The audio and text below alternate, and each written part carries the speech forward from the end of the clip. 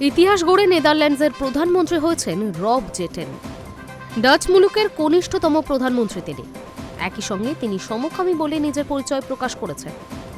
Hockey তারকা Nicolas কিনানের সঙ্গে তার ঠোঁট ঠাসা চুমুর ছবি রীতিমতো তোলপাড় ফেলে দিয়েছিল নেট দুনিয়ায়। ৩৮ বছর বয়সী সদ্য নির্বাচিত প্রধানমন্ত্রীকে শুভেচ্ছা জানিয়েছেন নরেন্দ্র মোদীও। এক্স হ্যান্ডেলে লিখেছেন, আগামী দিন রবের সঙ্গে কাজ করতে মুখিয়ে রয়েছেন তিনি। ডাচ মুলুকে তৈরি হয়েছে সংখ্যালঘুদের সরকার।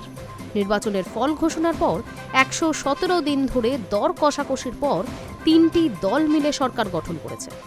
ডাচ সংসদের নিম্নকক্ষে ১৫০টি আসন, তার মধ্যে ৬৬টি আসন রয়েছে রবের দল ডেমোক্রেটস ৬৬র দখলে।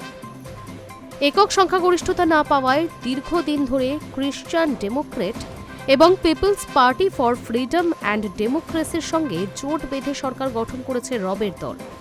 দীর্ঘ জটিলতার পর সোমবার প্রধানমন্ত্রী হিসেবে শপথ নিয়েছেন রব। মাত্র ৩৮ বছর বয়সে প্রধানমন্ত্রী হয়ে নেদারল্যান্ডসে ইতিহাস গড়েছেন তিনি। তারপর থেকেই চর্চা চলছে রবের ব্যক্তিগত জীবন নিয়ে। ১০ বছর ধরে রাজনীতি করছেন তিনি। অতীতে দেশের পরিবেশ মন্ত্রীর দায়িত্ব সামলেছেন। মাত্র ৩১ বছর বয়সে সংসদীয় দলের নেতা হন। বছর দুয়েক আগে উপপ্রধানমন্ত্রী হয়েছিলেন। এবার সোজা প্রধানমন্ত্রীর কুর্সিতে বসলেন তিনি। রবের এই সাফল্যে উচ্ছ্বসিত নেদারল্যান্ডসের এলজিবিটিকিউ সম্প্রদায়। নিজের সমকামী সত্তা সব সময় প্রকাশ্যে এনেছেন রব। আর্জেন্টিনার হকি খেলোয়াড় নিকোলাস কিনানের সঙ্গে দীর্ঘদিন ধরে সম্পর্কে রয়েছেন তিনি।